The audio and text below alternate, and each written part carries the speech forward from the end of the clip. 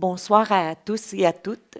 Bienvenue à cette séance d'information publique concernant le projet Ligne bleue du métro de Montréal. Il s'agit d'une séance d'information à l'intention des riverains à proximité du secteur de la future station L'Angelier. Tout d'abord, merci de votre présence, que vous soyez en personne ou en ligne. Je m'appelle Marie-Annick Gagnon, je travaille à l'INM, une organisation indépendante et non partisane, dont l'ambition est d'accroître la participation des citoyennes et des citoyens aux affaires publiques. Alors, ce soir, je vais agir à titre de ressources externes et impartiales, et comme maîtresse de cérémonie, je vais m'assurer du bon déroulement de la rencontre.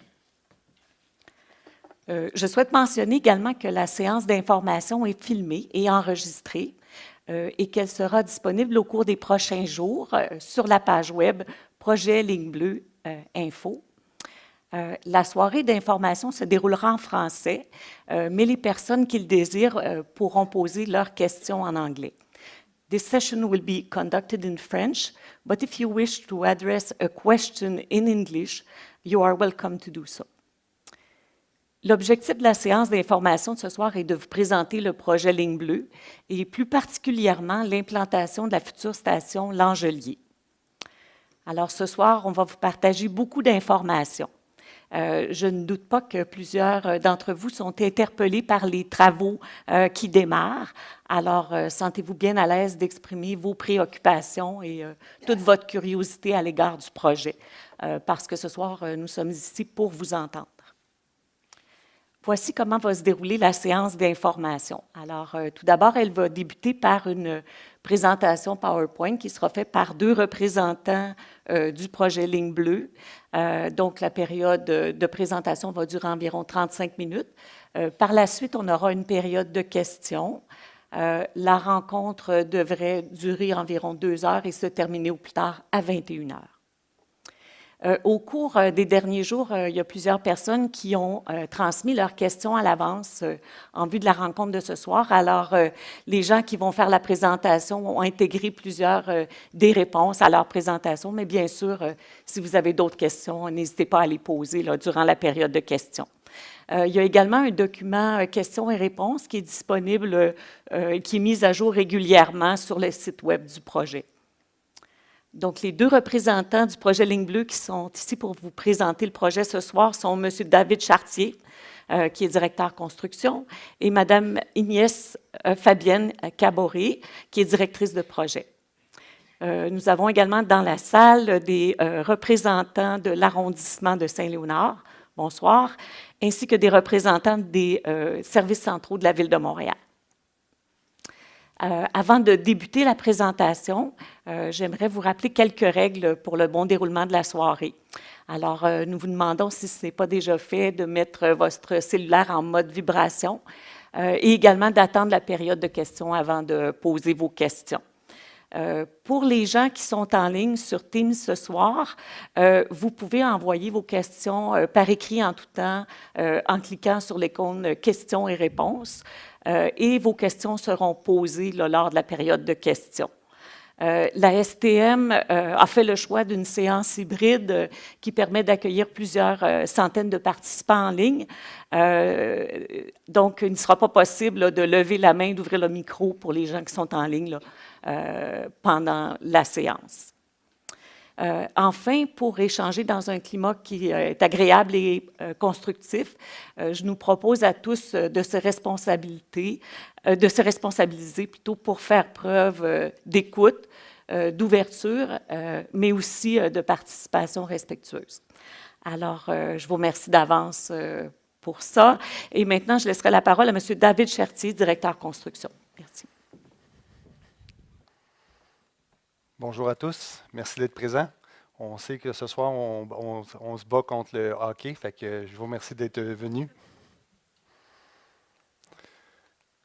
Okay. Premièrement, il faut savoir que le prolongement de la ligne bleue, quand j'utilise le mot PLB, ça veut dire projet ligne bleue, donc ou prolongement ligne bleue. C'est un bureau de projet qui a été mis en place avec des gens de plusieurs entreprises pour réaliser le projet. Donc, on est sous l'égide de la STM, mais vraiment, on est un organisme qui va réaliser le prolongement de la ligne bleue. C'est ça notre mission. Le bureau de projet a été mis en place comme donneur d'ouvrage. Donc, c'est à travers notre bureau de projet qu'on va octroyer tous les contrats de construction. Donc, on a déjà octroyé quelques-uns. Les plus majeurs ont été, un des plus majeurs a été donné. Là, on en a donné un autre pour l'excavation de la station L'Angelier, mais on a déjà plein qui ont été octroyés et d'autres qui vont venir par la suite. En plus de ça, on a la maîtrise d'œuvre. La maîtrise d'œuvre veut dire que tous les chantiers sont sous notre garantie pour la santé et sécurité au travail. Donc, ça veut dire que les enjeux qui se situent sur un chantier, on va les adresser sur les autres chantiers également. Il faut aussi comprendre que le bureau de projet, il est gouverné par 5 entités. On a le MTMD, donc le ministère des Transports et de la Mobilité durable. On a la SQI, qui est la Société québécoise des infrastructures. On a la RTM, l'Autorité régionale des transports métropolitains, et la Ville de Montréal, ainsi que la STM. Également, il faut comprendre que la STM va agir en tant qu'exploitant à la fin, mais présentement, il est un partenaire de nos décisions, comme les autres personnes que j'ai nommées. C'est eux autres, en se concertant, qui prennent des décisions pour le bien du projet. Le bureau de projet, il s'est occupé de faire la conception en entier de tous les éléments. Donc, autant des stations, du tunnel, etc. Ce n'est pas un projet comme le REM où est-ce que c'était plus une construction-conception. Ici, vraiment, c'est nos ingénieurs qui ont fait tous les travaux de conception. On chapeaute toutes les activités jusqu'à la mise en exploitation. Un coup que la mise en exploitation va être faite, c'est la STM qui va reprendre la main sur le projet, puis il va être intégré au réseau actuel. Aussi, on collabore souvent, et on peut dire à tous les jours, avec la STM propriétaire, puisqu'en fin de compte, après ça, c'est elle qui va l'exploiter. Donc, il faut que ça soit quand même, il faut que ça soit à son niveau. Et également, les 2 terminus que tantôt on va vous montrer, qui sont à P9 et à Anjou, qui sont des utilités qui vont appartenir à la RTM. Donc, on va leur remettre à la fin du projet. Le prolongement, ça fait longtemps qu'on l'attend. Souvent, on dit 30 ans. Je pense qu'on est rendu à 40 ans qu'on l'attend. Ça va améliorer de beaucoup la mobilité dans le secteur de l'Est. Et aussi, ça va venir renforcer l'intermodalité qui a lieu avec le SRB P9 et aussi avec le terminus qu'on va avoir à Anjou. On va aussi venir donner un élan au développement économique dans le secteur, ce qui va amener beaucoup de changements dans le secteur avec l'arrivée du prolongement. Aussi, toutes nos installations sont accessibles universellement, donc autant dans les stations que pour se rendre vers les stations, tout est adapté pour que ça soit accessible. On met aussi un grand emphase pour le prolongement de la ligne bleue à avoir une certification Envision, donc en développement durable. Donc, nos stations, notre design, la façon qu'on va les construire, ça a tout été pensé pour aller chercher le maximum de bénéfices. Le prolongement de la ligne bleue, il va apporter plusieurs avantages, c'est-à-dire à date, les chiffres nous montrent qu'on va déplacer au-dessus de 70 000 personnes par jour sur le tronçon. Et ça, c'est 20 000 personnes juste le matin dans la pointe du matin. C'est 16 000 nouveaux passagers qui étaient dans aucun autre mode de transport qui vont venir à ce mode de transport-là. La distance présentement théorique, à partir d'Anjou pour se rendre jusqu'à Saint-Michel, c'est 8 minutes en métro. Ceux qui le font en autobus ou en auto savent comment ça peut prendre de temps des journées. Des fois, on tourne autour de beaucoup plus que ça. Le prolongement, il part à partir de la station Saint-Michel. Donc, nous, on va construire un tunnel à partir de la station Saint-Michel, puis on va se rendre jusqu'à la station Anjou. Donc, on a 5 stations à construire, dont la station L'Angelier, aujourd'hui, qu'on s'en vient vous parler.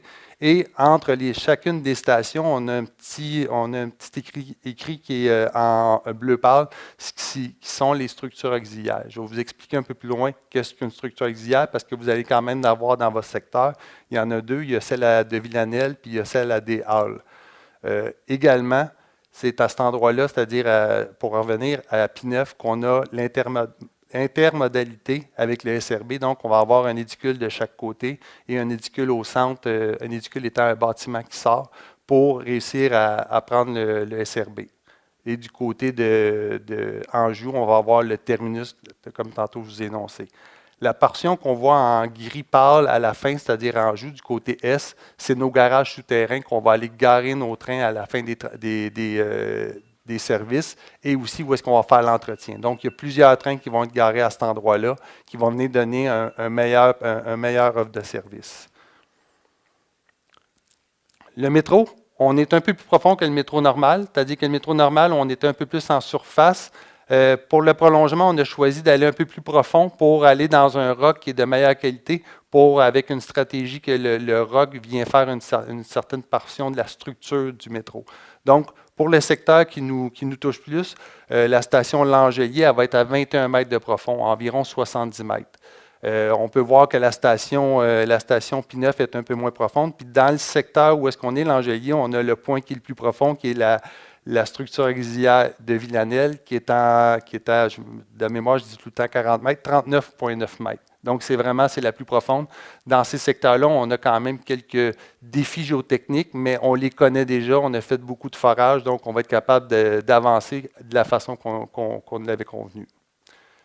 Le prolongement, ça l'amène, comme on a montré, des profondeurs entre 17 et 40 mètres de profond. Donc, ça dérangera très, très peu en surface. Les vibrations ne seront pas sensibles à la surface due à la profondeur où est-ce qu'on va excaver.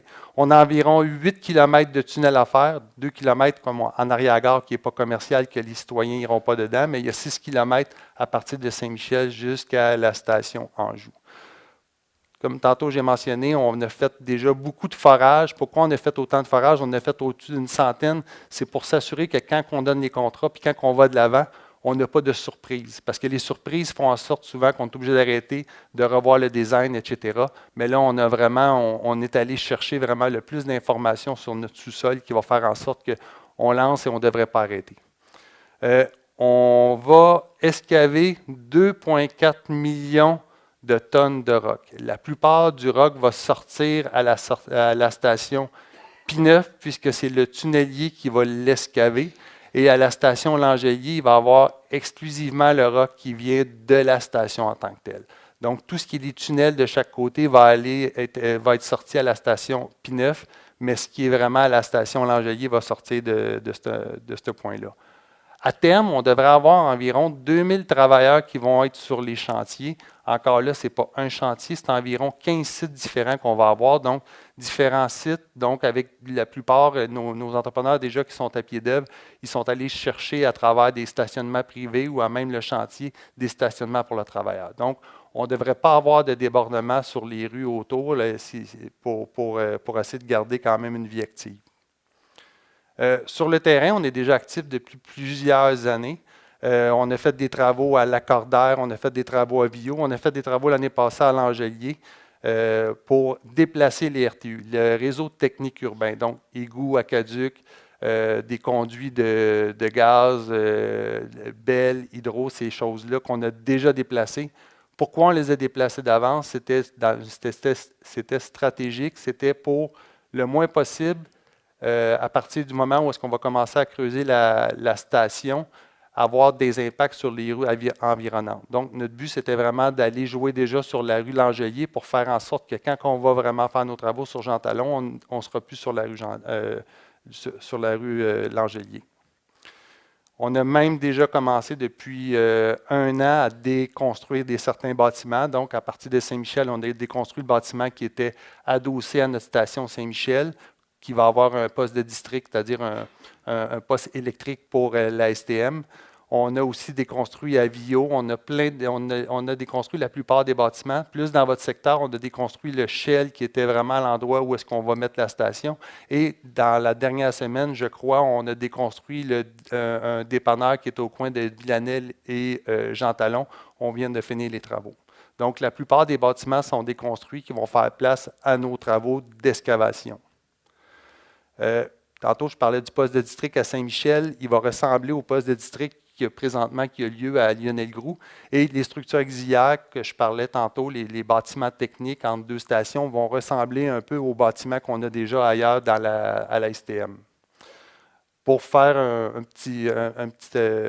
à quoi servent les bâtiments auxiliaires, ici, on a le tunnel de métro et on a une grande galerie pour venir ici faire l'extraction. Donc, la ventilation de nos tunnels est faite à travers le bâtiment auxiliaire et aussi ce bâtiment-là ici, ça sert de corridor d'évacuation pour les trains lorsqu'il y a des évacuations entre deux stations. C'est très, très, très rare. Mais même, je peux vous dire, c'est une fois aux 2-3 ans, mais ça va nous aider à avoir une meilleure sécurité.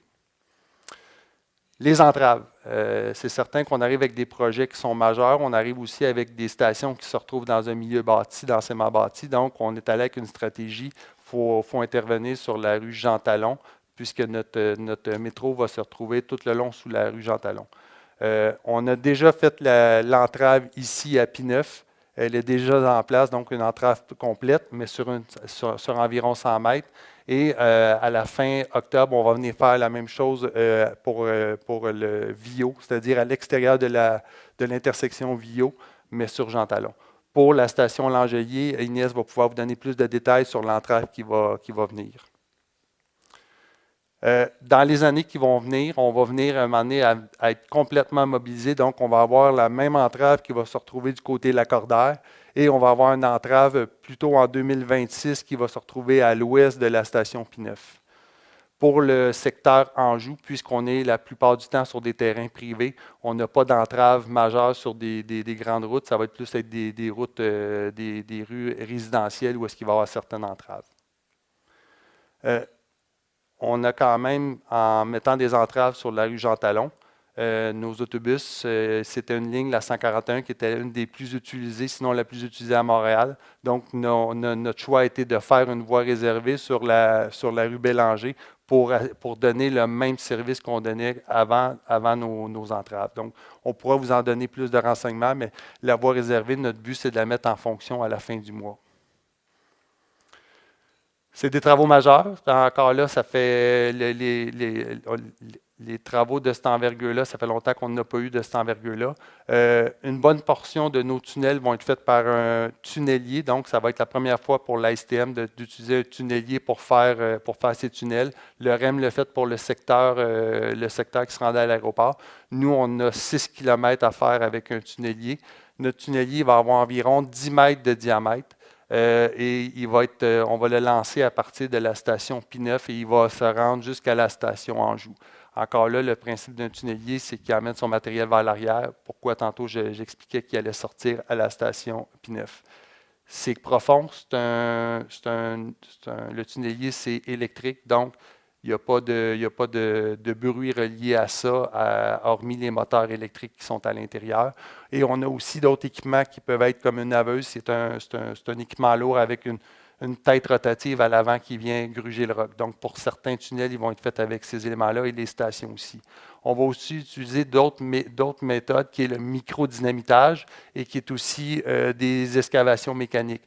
Encore là, on s'est donné certains moyens pour réaliser les travaux dans des délais les plus courts possibles. On est allé chercher quand même des dérogations pour être capable de faire des travaux 24 heures sur 24, 7 jours sur 7 sur certains travaux. Mais encore là, on va être capable de les monitorer, puis on a quand même des limites à ne pas dépasser, ou est-ce que tantôt Inès va pouvoir vous expliquer plus par rapport à votre secteur. Le tunnelier va être lancé juste en 2026, mais d'ici là, il y a plein de travaux qui s'en viennent à partir de la station P9 jusque dans votre secteur. On a vraiment des outils qui vont venir paramétrer et qui vont venir enregistrer toutes les données qui peuvent être du bruit, de la vibration, de la poussière, etc., pour être capable d'être le plus transparent possible. Le tunnelier, le principe d'un tunnelier, il y a une roue de coupe à l'avant, c'est-à-dire une roue qui tourne, et le matériel qui est grugé par l'avant est sorti par des convoyeurs. Puis les convoyeurs, plus que le tunnelier avance, plus que les convoyeurs sont allongés pour toujours emmener le matériel vers la station P9. C'est-à-dire à cet endroit-là, il va y avoir une extraction qui va être faite à cet endroit-là, chargée dans des camions, puis le matériel s'en va à la carrière Saint-Michel qui est tout près. Donc, il va y avoir très peu de camionnage. En même temps, on escave du matériel. Il y a des véhicules à l'intérieur du tunnel qui vont ramener des pièces de béton. On appelle ça des voussoirs. C'est des pièces de béton préfabriquées qui vont venir faire l'anneau qui fait le tunnel et il avance au fur et à mesure comme ça. Le tunnelier va avancer environ avec une moyenne journalière d'environ 12 mètres par jour. Des journées, il en fait moins, des journées, il en fait plus, mais c'est pas mal ça la fréquence. Pour moi, ça fait le tour. Je vais laisser Inès, après ça, continuer avec la portion vraiment qui touche l'Anzelier, puis je vais être à vous pour les questions.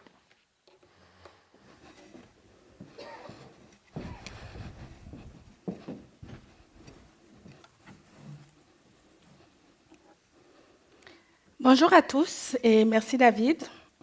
Donc, je me présente Inès Fabienne Caboret. Je suis directrice de projet dans le secteur Langelier. Et donc, nous, c'est parti, là, nous avons entamé les travaux dans le secteur Langelier. Donc, aujourd'hui, ce que je vais vous présenter, c'est l'emprise de chantier dans le secteur Langelier, mais aussi, je vais vous présenter les mesures de mitigation que nous mettons en place pour nous assurer que le chantier va bien et que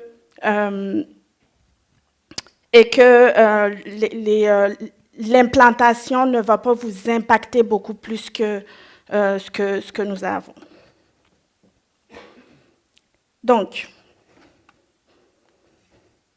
pour ce qui est du chantier à Langelier, le chantier à Langelier est situé dans le cadran sud-est de l'intersection Jean Talon et Langelier. Donc, comme vous pouvez le voir là, en hachuré orange, depuis le 30 septembre, on est installé dans cette région-là. On a commencé là, des travaux de raccordement d'aqueduc et d'égouts qui nécessitent qu'on travaille sur le boulevard Langelier. Donc, on va avoir besoin de faire des entraves sur le boulevard Langelier pour ces travaux-là. Donc, il a été décidé de faire ces travaux-là de nuit pour limiter vraiment l'impact sur la circulation locale.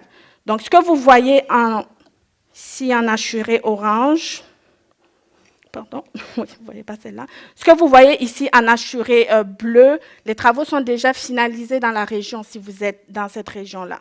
Par contre, à l'est ici de Jean Talon et Langelier, nous allons faire des travaux dans la partie hachurée mauve et ces travaux-là vont nécessiter une entrave sur Langelier, direction nord et sur une voie là, direction sud de Langelier.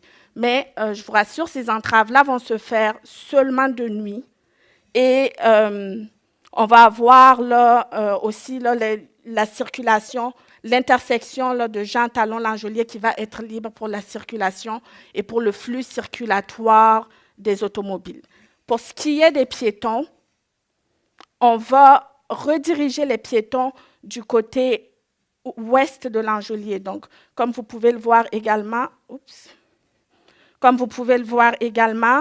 les piétons vont pouvoir circuler, là, il n'y aura pas d'entrave nécessairement, et tous les commerces autour du chantier vont être accessibles. Les riverains vont pouvoir aussi accéder là, au commerce sur toute la région, dans tout le secteur. Donc ça, c'est pour ce qui concerne la zone de chantier temporaire, pour ce qui concerne les travaux temporaires. Par contre, cette zone de chantier-là va évoluer parce qu'on commence par ces travaux temporaires de raccordement-là, mais la zone de chantier va évoluer pour épouser là, une version finale de zone de chantier. Ce que vous voyez en hachuré orange ici, c'est la future zone de chantier qu'on va avoir à partir de la fin octobre. Donc, à partir de la fin octobre, on va devoir faire une entrave, comme vous pouvez le voir sur Jean Talon. Ça va être une entrave totale. Et on va devoir aussi là, couper quelques arbres dans la région pour vraiment venir nous implanter de façon définitive dans la région, et ce, pour plusieurs années. On a ce que vous pouvez voir ici en orange. Voyons. On a ce que vous pouvez voir ici en orange, notre future zone d'excavation. Donc, c'est à cet endroit-là qu'on va venir faire le trou vertical pour rejoindre le tunnelier, pour rejoindre en fait le trou fait par le tunnelier pour que le métro passe. Donc, on va venir faire notre excavation à cet endroit-là, et c'est aussi à cet endroit-là qu'on va avoir l'érection de la station un peu plus tard. Donc, on est vraiment là pour plusieurs années. Qu'est-ce que ça implique pour le flux circulatoire automobile? Mais à partir de Jean Talon, on va devoir là, effectivement détourner le flux circulatoire automobile pour emprunter l'Angelier. Et sur l'Angelier, direction nord, on va avoir une voie qui va être entravée là, de façon totale pour implanter notre chantier. Par contre, l'Angelier direction sud ne sera pas du tout impacté. Donc, la circulation va vraiment pouvoir se faire sur l'Angelier et également sur Jean Talon. Et comme vous pouvez le voir aussi, on ne touche vraiment pas à l'intersection. L'intersection ici est encore libre pour la circulation. Qu'est-ce qui va se passer autour de nos chantiers pour les piétons? Donc, autour de nos chantiers pour les piétons, on va maintenir un accès en tout temps.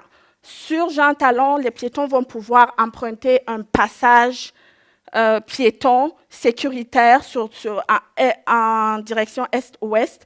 Et sur l'Angelier, on va simplement rediriger, là, comme je disais, sur le côté ouest. Les piétons en provenance de Jean Talon, donc ici, pas que je me trompe de bouton, ici, vont pouvoir là, longer notre chantier pour avoir accès là, au carrefour L'Angelier ici, ou à la banque TD là, ici. Donc, il n'y a vraiment aucune limitation d'accès piéton autour de notre chantier.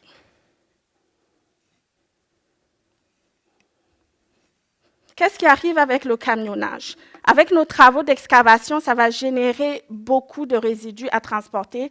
Donc, pour les camionnages, on essaie on utilise les axes principaux. On essaie de limiter vraiment l'impact là, sur la circulation locale. Donc, les camions vont emprunter les axes principaux. En provenance de Jean Talon, ils vont pouvoir accéder à la station, entrer et sortir à partir de Jean Talon. Puis, en provenance là, de Beaubien, ils vont pouvoir reprendre l'Angelier dans la direction nord ici et continuer dans la direction nord pour aller reprendre la 40, la métropolitaine est et ouest par la suite.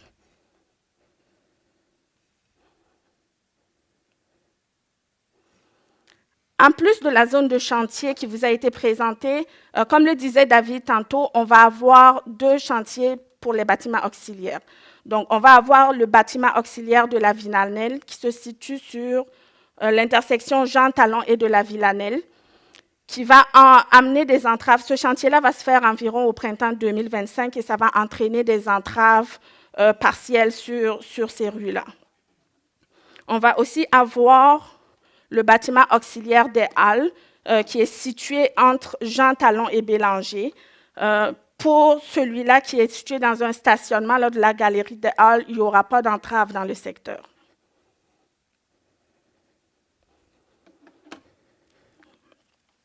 Maintenant, notre but là, vraiment ici, c'est de s'assurer que malgré l'implantation de notre chantier, on maintient et on assure une bonne gestion de la mobilité tout autour de nos chantiers. Donc, qu'est-ce qu'on vient chercher? On s'assure là, que les accès au commerce sont valides en tout temps. Donc, on met une signalétique autour de nos chantiers vers les commerces. Vous allez pouvoir savoir que les commerces sont ouverts et vers quel commerce là, vous dirigez. On s'assure aussi d'avoir une collaboration avec les services municipaux et à travers cette collaboration-là, on s'assure qu'on adapte la signalisation autour de nos chantiers, qu'on a une coordination là, des détours entre nos chantiers et aussi qu'on va avoir une bonne collaboration avec les autres donneurs d'ouvrages dans le secteur.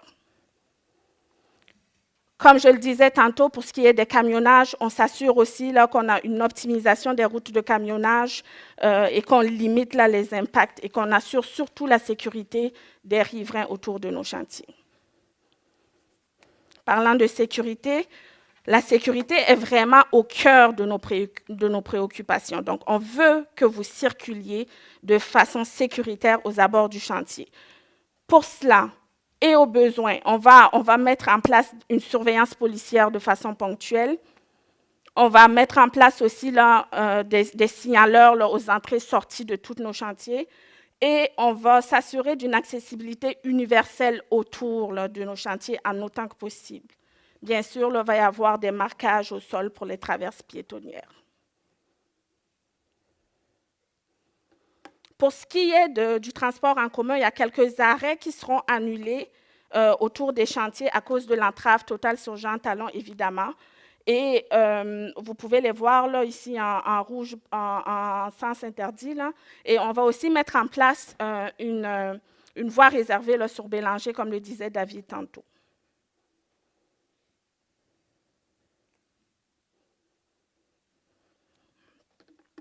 Donc, un chantier de construction, on est conscient que ça génère des nuisances.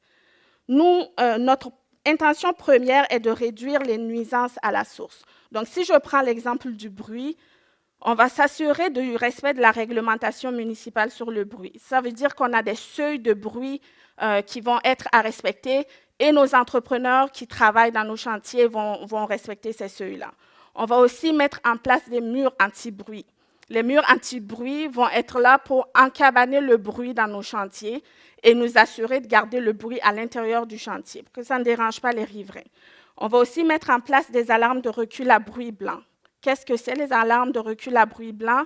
Ce sont des alarmes qui vont pouvoir être perceptibles par ceux qui sont à proximité des camions, mais qui ne seront pas perceptibles, par exemple, pour les riverains autour. Donc, le bip, bip, bip incessant qu'on entend, là, on va pouvoir là, atténuer ce bruit-là. Aussi, on s'assure de vous informer là, sur les mesures de bruit et poussière, et vous pouvez trouver l'information sur notre interface web. Pour tout ce qui est poussière, on s'assure là, dans nos chantiers, pendant les travaux, de capter vraiment la poussière à la source pour les travaux qui génèrent beaucoup de poussière. Mais à plus grande échelle et au besoin, on va mettre en place là, des toiles anti-poussière.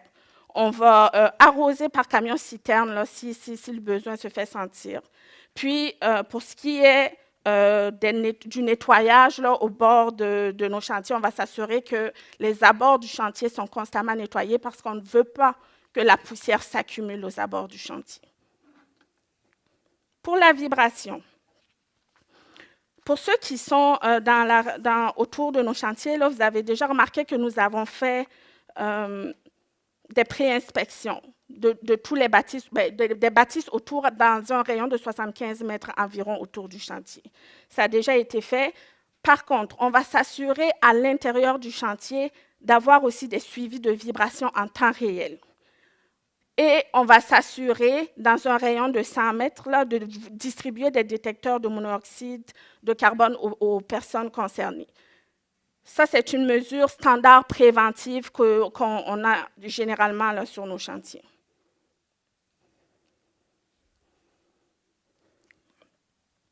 Donc, là, on vient de vous présenter en gros l'implantation du chantier puis l'impact de l'implantation sur votre secteur. Mais c'est quoi les prochaines étapes? Qu'est-ce qu'on vient faire après nos travaux d'excavation? Le projet de la ligne bleue va durer plusieurs années. On a commencé par des travaux d'excavation, donc on va venir faire le trou vertical. On va venir également là, pour aller rejoindre là, le tunnelier, le trou du tunnelier dont parlait David tantôt. Donc, une fois que ce trou-là va être fait, on va s'assurer de consolider le trou autour. Puis, on va faire de la construction d'infrastructures à l'intérieur via des travaux de structure, des travaux de mécanique, des travaux de tout genre pour ériger nos stations. Une fois que les stations vont être érigées, on va s'assurer de faire rentrer des équipements majeurs à l'intérieur. Donc, tous les équipements dont on a besoin pour faire fonctionner le métro vont être rentrés, donc des équipements via l'électronique, les équipements de voie, par exemple, pour les rails du métro, tout va être rentré. Puis, une fois que tout ça est fait, on va s'assurer que le tout est fonctionnel et que nos installations sont sécuritaires pour les usagers. Donc, qu'est-ce qu'on va faire? On va faire une marche à blanc qu'on appelle, et cette marche à blanc-là, c'est de tester tous les équipements, de s'assurer que tout est fonctionnel, que tout est sécuritaire pour les usagers. Et ça, c'est plusieurs années. Donc, toutes les étapes dont je vous parle, juste les excavations, c'est sur plusieurs années. Puis, et toutes ces étapes-là suivent. Donc, c'est ça qui explique que notre mise en exploitation va se faire là, probablement en 2031. Pour les dévoilements à venir, on a plusieurs dévoilements qui sont à venir et plusieurs autres activités qui vont être à venir. On a les noms des stations là, qui vont être dévoilés bientôt. On a un comité de toponymie qui s'occupe de ces noms de stations-là. On va aussi avoir à baptiser le tunnelier quand il va arriver. Et on va avoir besoin de vous là, pour baptiser justement ce tunnelier-là. C'est commun dans le domaine de la construction là, de baptiser les gros équipements qu'on utilise. On va aussi avoir, quand on va finir tous les concepts architecturaux, le dévoilement des concepts architecturaux de chacune des stations. Puis vous le savez, hein, comme toutes les stations existantes, chacune des stations va être différente. Donc, on va avoir ce dévoilement-là à faire. Puis, évidemment, chacune des stations va avoir aussi son œuvre d'art, un peu comme dans toutes les stations existantes. Donc, les œuvres d'art vont être aussi là, dévoilées au moment opportun. Les esquisses des œuvres d'art vont être dévoilées au moment opportun. Donc, qu'est-ce qu'on vise? Nous, on vise un projet ancré dans la communauté. C'est quoi pour nous un projet ancré dans la communauté? C'est un projet qui se fait en collaboration avec vous. Et pour ça, on a besoin de vous entendre. On veut vous entendre. On veut pouvoir communiquer en amont les jalons importants du projet, où est-ce qu'on est rendu. On veut établir un lien de proximité avec vous, faire preuve de transparence dans la gestion de nos chantiers, donc vraiment se montrer à l'écoute de vos préoccupations. Donc, on va s'assurer là, de coordonner en permanence nos actions avec les services municipaux, avec la ville-centre, avec l'arrondissement pour agir de manière cohérente et concertée.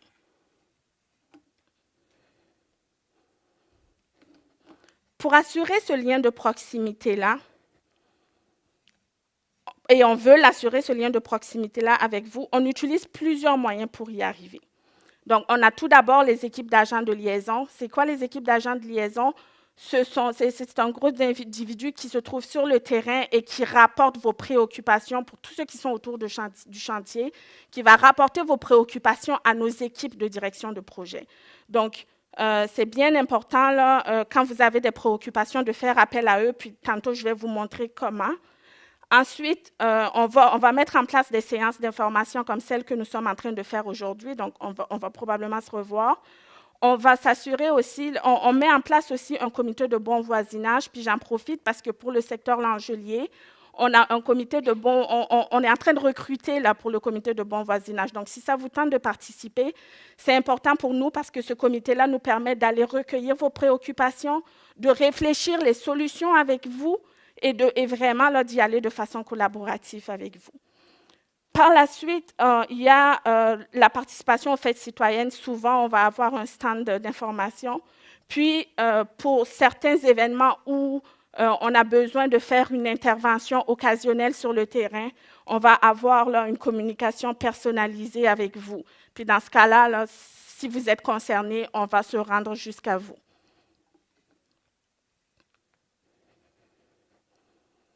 Donc, pour rester informés sur le projet, mais aussi pour nous rejoindre, nous avons mis en place plusieurs canaux de communication. Vous avez le site web projetlignebleu.info. Vous avez aussi un bulletin électronique général et ciblé. Vous pouvez vous inscrire pour recevoir de façon périodique de l'information sur le projet. Vous avez ensuite le numéro de service à la clientèle aussi que vous pouvez joindre en tout temps. Puis, il y a une équipe d'agents de liaison, comme je disais tantôt, qui est là. Et pour notre secteur Langelier, c'est Mme Mélanie Boisvert, qui est dans la salle d'ailleurs. Donc, si jamais vous avez besoin là, de l'agent de liaison, vous n'hésitez pas. Donc, c'est ce qui termine pour moi. Merci. Je redonne la parole à Marie-Annick. Merci.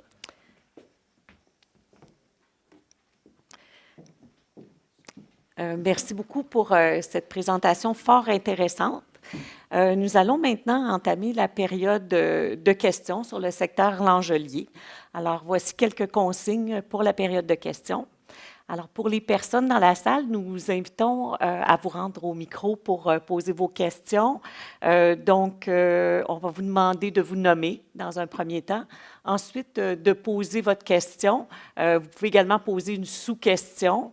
Et si vous avez une autre question, on va vous demander de refaire la ligne là, pour laisser la chance au plus grand nombre possible de personnes de s'exprimer. On va privilégier les questions en lien avec le projet.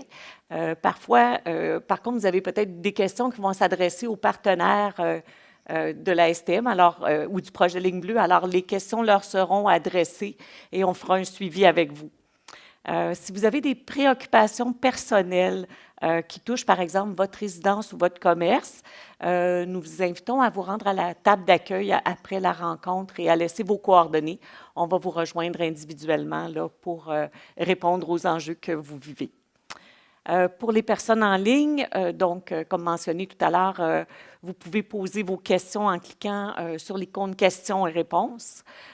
Et si une même question est envoyée à plusieurs reprises, nous allons la poser une seule fois pour pouvoir couvrir l'ensemble des sujets. Alors, nous allons alterner en commençant par 2 questions dans la salle et puis ensuite, nous allons aller en ligne et nous allons continuer comme ça, là, dépendamment de la fréquence là, des demandes de questions. Alors, je vous invite, si vous avez une question, à aller au micro, à vous présenter dans un premier temps. OK, ça marche. OK. Mon nom, c'est Denis Taillefer. Moi, ce qui m'intrigue concernant le tunnelier, c'est que vous avez dit tantôt que tous les débris vont sortir par la station P9. Mais là, quand ça va être rendu en joue, là, il va y avoir 6 km de convoyeurs. Oui. Ah oui. Et il y a des tunnels dans le monde qui ont plus long de convoyeurs que ça. Donc, c'était stratégique de le faire de cette façon-là. Ah, je suis étonné. Puis c'est les camions qui vont emporter les blocs de béton. Les voussoirs, OK. Oui. Les voussoirs, c'est-à-dire les blocs de béton, en fin de compte, eux autres sont emmenés par camion. Ils vont être préfabriqués ailleurs au Québec. Ils vont être emmenés jusque sur le site P9. P9 vont être descendus dans l'excavation avec un pont roulant. Et il y a des véhicules spéciaux dans le tunnel qui vont faire la navette. C'est un véhicule spécial qui peuvent mettre les voussoirs dessus ou d'autres éléments pour les emmener d'un lieu à l'autre. En bout de ligne, ils vont faire 6 km dans le tunnel. Jusqu'à terme, ils vont faire 6 km dans le tunnel, effectivement. Oui. Parce que le tunnel sur la Manche, il y avait le tunnelier, mais la façon que ça faisait, le matériau sortait, puis tu avais la machine là, qui sortait, puis il installait la voûte au fur et à mesure. Même chose. OK. Même chose, mais on n'est pas sous l'eau. Oui, mais il n'y avait pas de camion, là, ce que j'ai vu. Là. Qui amènent les voussoirs, oui, c'est soit des camions ou un autre moyen, là, mais parce que les pièces sont emmenées. Mais nous, c'est le principe qu'on a pour le tunnelier. OK. Merci. Ça répond à votre question? Merci. Oui. Merci, monsieur. On va y aller avec une question, une autre question. Bonjour, je m'appelle Marie. Vous avez mentionné l'implantation ne devrait pas interrompre notre quotidien. Par contre, en changeant l'autobus de Jean Talon à Bélanger, c'est plein de 5plex, des triplex. Tous ces gens-là n'ont pas de stationnement. Donc, ces gens-là se retrouvent dans les autres rues. C'est catastrophique, les journées que vous avez bloqué le stationnement sur Bélanger. Avez-vous pensé à des alternatives pour tous ces gens-là? Comme tantôt, je mentionnais, pour les travailleurs, on veut vraiment qu'il y ait déjà des lieux. Donc, on demande aux entrepreneurs de faire une solution pour ça. Là, ce que je comprends, c'est des places qu'on a enlevées sur la rue Bélanger, en fin de compte, que les gens se sont déplacés. Effectivement, c'est un élément qu'on avait étudié. Nous, ce qu'on veut faire, c'est on veut le mettre en place, puis après ça, on va voir avec les arrondissements puis la ville-centre les autres solutions qu'on peut venir si on voit vraiment qu'il y a une problématique qui est criante. Mais on veut étudier la situation avant. Parce que présentement, ce qu'on voyait, c'est qu'il y avait quand même une place dans un pourtour qui était possible. Mais je comprends votre inquiétude. Laissez-nous le temps de regarder les solutions qu'on peut mettre en place. Est-ce que je me trompe, mais la ligne débute le 28 octobre? Oui. OK. Oui. Et quand est-ce que vous prévoyez étudier ça? Nos équipes sont à tous les jours sur les circuits. Donc, autant au niveau des autobus, on a des gens, autant au niveau des chantiers, on a des gens qui regardent les problématiques de congestion, les problématiques, on va dire, dans les petites rues pour voir un peu ce qui se passe. Puis, on veut juste mettre les mesures en place pour, après ça, voir comment ça va s'ajuster. Ça répond à votre question, madame? Merci. Donc, on va prendre maintenant une question en ligne, puis ensuite, on va aller avec vous, monsieur. Bonsoir.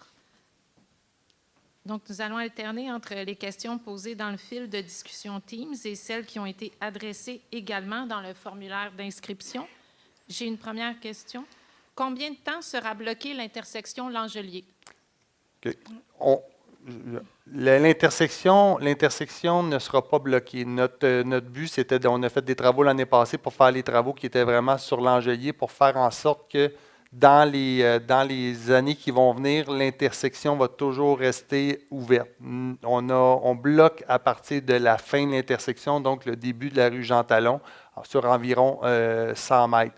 On va être plugué. Tantôt, on disait pendant plusieurs années, il faut comprendre que présentement, notre horizon, c'est 2029 que la rue va être bloquée. Mais encore là, on a octroyé contrat d'excavation de stations.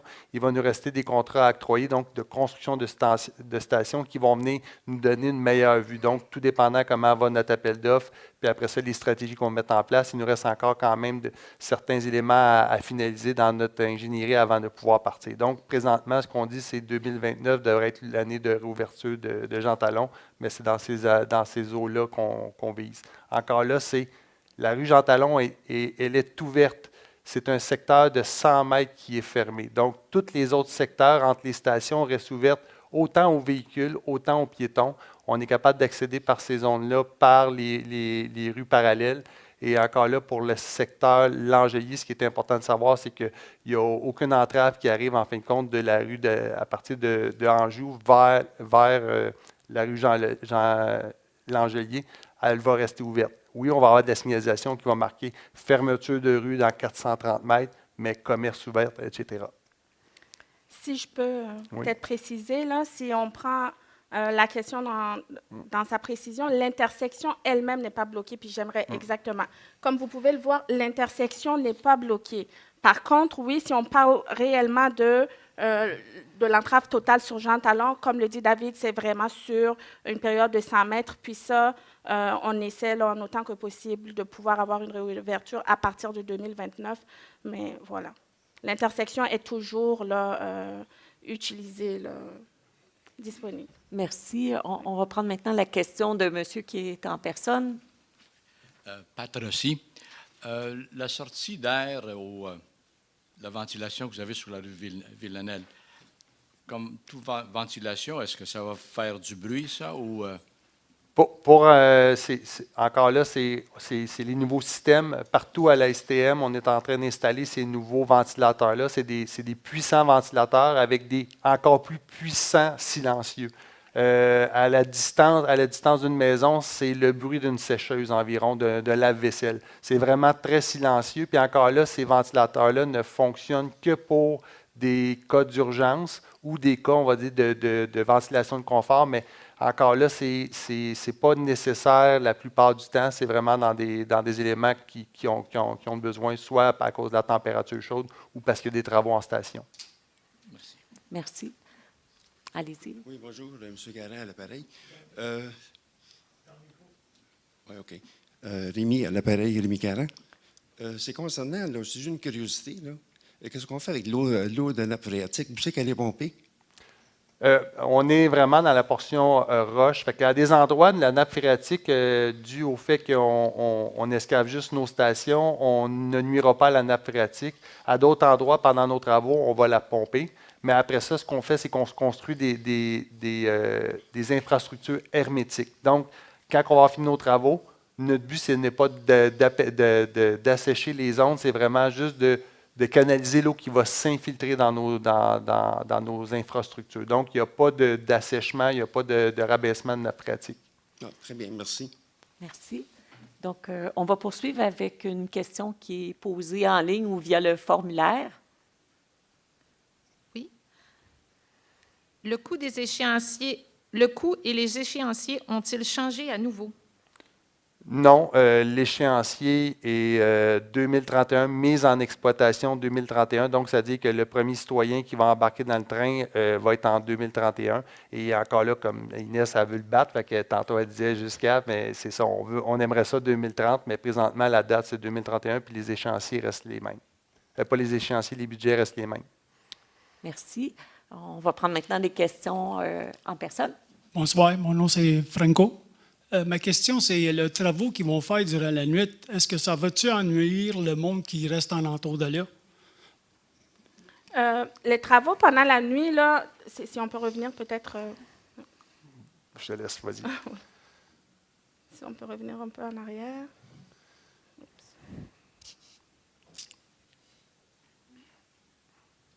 Ah, c'est dans le C'est annexe. la première que tu vas aller voir? Ouais, non, oui, c'est ça, OK. la première ici. OK, je vais y aller, vas-y. Elle n'est pas dans les annexes non plus. Donc, si on va y venir, là. Encore plus loin. Oui, mais elle n'écoute pas toujours. Oui, juste là. Oh, tu l'avais. Ben, Oui. Donc, les travaux sur l'Angelier, là, dans la zone hachurée bleue, comme vous voyez, au sud de l'intersection, on a déjà fini les travaux là. Les entraves de nuit sont déjà faites, c'est finalisé. Par contre, dans la zone en mauve, au nord de l'intersection là, que vous voyez, cette zone-là, on va commencer les travaux à partir de la nuit du 15 octobre. On va avoir une entrave sur l'Angelier direction nord et il va y avoir une voie de l'Angelier direction sud qui va être entravée aussi. Mais je vous rassure, ces entraves-là, c'est vraiment fait uniquement durant la nuit et d'ici la fin octobre, là, on ne sera plus dans cette zone-là. Ça va vraiment être la version finale là, de l'emprise du chantier qui va se mettre en place. Parce que le problème que vous avez vu, là, je pense 2 semaines passées, quand ils ont fait le travaux, là, Oui. j'ai resté deux nuits sans coucher à cause de le bruit qu'eux autres faisaient. Je n'étais pas capable de dormir. Personne n'était capable de dormir chez nous. Mais Parce que moi, je reste au coin là-bas. Là. C'est ça le problème. La maison, là, je n'étais pas capable de coucher pantoute. Jusqu'à 4 heures le matin, je m'ai couché. C'est ça, je veux savoir si ça va être encore de même, parce que si vous autres, vous faites du bruit de même durant la nuit, je te dis que le monde alentour là-bas, ça va crier. Regarde, moi, là, je suis ici pour moi, mais les autres ne sont pas là. Mais si ça continue à faire du bruit de même, là, il va y avoir du monde qui vont t'appeler et ils vont crier, parce que, regarde, tout le monde sait qu'il faut qu'il aille travailler. D'abord, il faut qu'ils dorment. Mais si eux autres, ils font le bruit qu'ils ont fait là, OK. On comprend que vous avez une préoccupation importante pour la question du bruit. Est-ce qu'on a une réponse? Oui, bien, je peux en rajouter un peu. À partir du moment où est-ce qu'on va installer nos enceintes au complet, c'est-à-dire tantôt ce que vous avez vu, on va mettre des murs anti-bruit qui vont venir aider. On met des sonomètres pour faire en sorte de venir, en fin de compte, monitorer le bruit qui est peut-être trop haut. Là, présentement, les nuits que vous parlez, on avait des gens qui étaient là pour le son, puis les bruits semblaient conformes. Peut-être que c'était des bruits vraiment ponctuels qu'on n'a pas pu prendre, mais on va être à l'écoute de ces éléments-là. Puis ça, c'est le genre d'éléments qu'il faut ramener vers nous quand vous sentez qu'il y a un élément qui dépasse. Puis ma deuxième affaire, ça va être, sais-tu combien de trafic il va y avoir là? Pardon? Le trafic qu'il va y avoir en entour de Duménil et l'Angelier, parce que le monde là-bas, là, ils vont tous faire des affaires pour raccourcir leurs affaires. Chez nous, là, ça va être comme un boulevard. Okay. Ça va me prendre 15 minutes pour me rendre chez nous. Ça me prend déjà des fois 10 minutes pour me rendre, parce qu'il y a beaucoup de monde qui prend la raccourci de Duménil pour aller sur l'Angelier. Oui, mais je peux vous assurer que cette entrave-là, elle va être faite de nuit et les travaux de nuit se font à partir de 21 h. Donc, normalement, vraiment pour limiter l'impact sur la circulation dans cette zone-là, on a décidé justement de faire les travaux de nuit pour ne pas, justement, que vous mettiez beaucoup de temps à rentrer chez vous. Et comme le disait David aussi, pour ce qui est du bruit, on a sur place, là, on prend les seuils de bruit en ce moment, puis on est en train de consolider aussi là, notre chantier là, avec des murs anti-bruit en ce moment. Donc, le bruit va juste aller en diminuant parce que les murs anti-bruit vont être consolidés là, dans les prochains jours. Parce que qu'est-ce qui va arriver, là, c'est les camionneurs, ils ne vont pas prendre le chemin que vous dites de prendre. Les autres, ils vont tout faire tout alentour pour le faire. Je sais parce que moi, là, ça fait 40 ans que je suis là, puis je sais qu'est-ce qui se passe là. monsieur, juste pour vous dire, les chemins de camionnage qu'on vous a montrés, on les a contractualisés. Donc, ça dit les camions qui travaillent pour nos travaux sont obligés de prendre ces chemins de camionnage. Ça, j'ai rien Puis, contre. encore là, je tiens à le préciser, on a des patrouilles qui vont venir, en fin de compte, regarder ce que vous nous dites, qu'il va y avoir un raccourci ou des gens qui vont passer par des petites rues. On est en contact autant avec l'arrondissement que la ville-centre. Puis notre but, c'est on veut mettre en place des mesures d'atténuation pour faire en sorte que le trafic ou les gens qui font du transit n'aillent pas dans les rues secondaires. Ben, tu vas les avoir, crée-moi. voulais- Excuse-moi, gars, moi, je parle par expérience parce que je les ai vus tellement de fois. Puis probablement, ça ne va pas être vos camions qui vont faire ça. Ça va être les camions des autres, des livreurs. Crée-moi, des 18 roues qui tournent là-bas, des camionneurs, en place de prendre l'Angelier, Bélanger pour aller faire leur livraison, ils prennent l'Angelier du Ménil jusqu'à Bélanger. C'est ça l'affaire. Parce que ça vient qu'il y a un paquet de monde qui passe par là. Ben, merci, monsieur, pour votre intervention. On l'a bien noté. Je pense J'espère, gars, parce que... Puis, si vous avez des enjeux personnels par rapport au bruit dans votre demeure, ben, on vous invite à aller à la table d'accueil puis à donner vos coordonnées. On va s'assurer que Je te remercie beaucoup parce que ça puisse comme moi se j'ai dit, régler. c'était 2 nuits que je n'ai pas dormi à cause du bruit. Mais ça, c'était à cause des travaux qu'ils faisaient. Là, c'est pas pire, là, ils ne font pas, là, mais c'est juste pour ça. Si vous voulez laisser vos coordonnées à la table d'accueil à la sortie, là, on va pouvoir vous contacter pour s'assurer que le bruit est raisonnable. Là.